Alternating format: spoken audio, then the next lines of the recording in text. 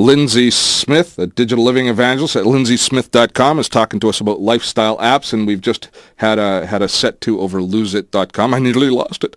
The tough thing with those weight loss sites, though, it's always, they work great, but you have to be responsible. You have to ultimately enter the information. That's the bottom line. It's a commitment. Yeah. It's a lifestyle habit. Absolutely. Yeah, and yeah, okay. Well, I might try that one. I'm going to try Mint. I don't know about Lose It. What's next?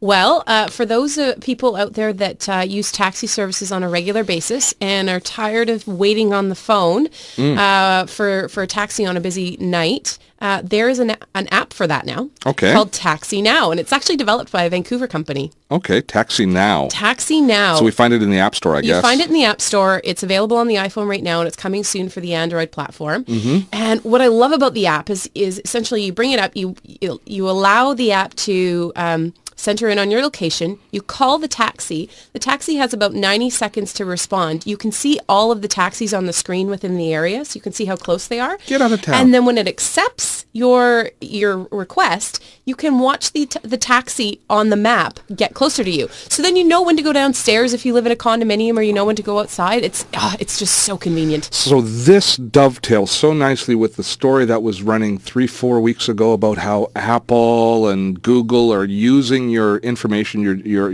GPS information for evil purposes. Everyone was concerned that they were tracking where we were going, but this is a tool that really works because but it's permission based, right? So when you log on, when you sign up, you have to say you can track my permission, my location. Are you okay with this device tracking your GPS location? Yes. And then it does it either through GPS or through cellular triangulation, depending on what's available, right? Yeah. And then it basically uses that to find all the taxis in the area. Mm-hmm. That is fantastic. Yep. So taxi drivers are signing up for this. They have to actually sign into the program as well. So now, are they receiving it on their taxi systems or on their smartphones? They're receiving it on their smartphones. So it's completely bypassing the taxi. I don't know if the taxi companies are very happy about this, but it bypasses the taxi company. So the benefit to the consumer is that you're actually getting the cab that's that's closest to you or in the near vicinity, no matter what company it works for. That is an absolutely brilliant app. Mm-hmm. And it's Vancouver guys that did it. It is. They're brilliant. Art, make a note. We got to talk to these Vancouver guys. Yeah. They're smart.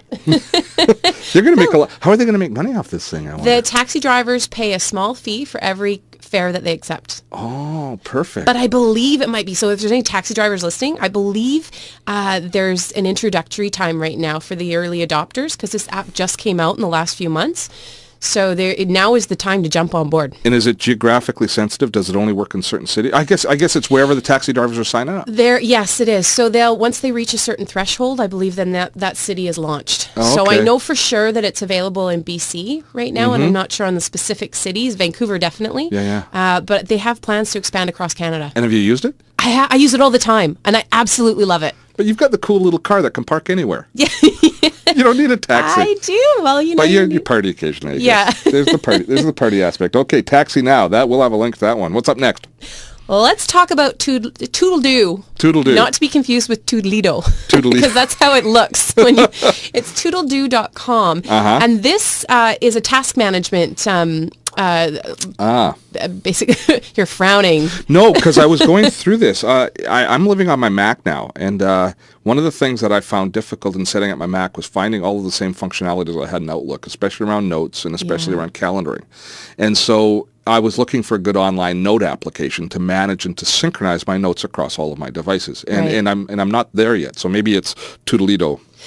Yeah, it's an awesome one in the sense that it will sync across your laptop, your tablet, and your smartphone. And what I like about it is it has intelligent tasking systems. So you tell it how long your task is going to take, when it's due, what time it's due, and what type of priority level it is, whether it's low priority all the way up to high. They have about 5 or 6 different levels. Mm-hmm. And then it automatically gives you the task list. It spits it back from your highest priority to your lowest priority based on the different criteria that you've set in, which are 5 or 6 different fields. Mm. So it's nice in the sense you can go, okay, well, I want to search by due date, but I also want to search just to see what is the most important task that I need to get done based on due date, the priority level that I've given it, and a few other. So it helps you prioritize. Now, is it syncing? Is it importing the tasks and coordinating them with your other personal information managers, or is it a standalone app? It's a standalone app. It does integrate with Firefox. If Okay. you're using that as your browser, you can add tasks and manage stuff right from there.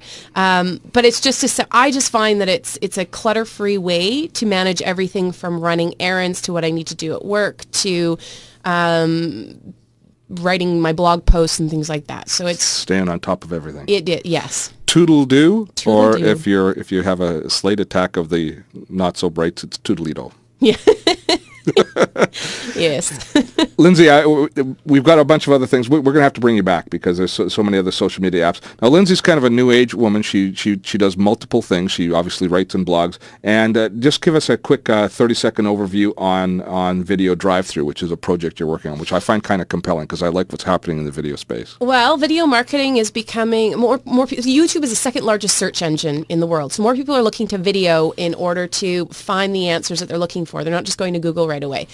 So our company focuses on helping businesses reach their audience through YouTube and through Google using video. So it's Video Drive-Thru. They come into our studio, and within an hour, they walk out with a video that they can then promote and market their business with. The bottom line is if people are visiting your website, they're searching for a product, they will watch a 2-minute video rather than call you because they can turn it off at any time if they're not interested, if it's not what they want. It's very non-invasive, but it gives you a great chance to put your best foot forward, and you can't necessarily do that just with a webcam. Absolutely. There's tons of studies that have shown that when you go to a website, consumers are far more likely to buy from a website that actually has video on it, and they're less likely to continue on and do more research afterwards once they've found a video. And that's if you have an app, if you have a business, if you have a service, just a quick little video. It's a great way of telling your story. Video Drive, and is it just videodrivethru.com? Yes. Videodrivethru.com. Lindsay Smith, you can find her at lindsaysmith.com. Videodrivethru.com. She's a regular blogger, poster. You can find her on Global and Shaw and now on Dotto Tech.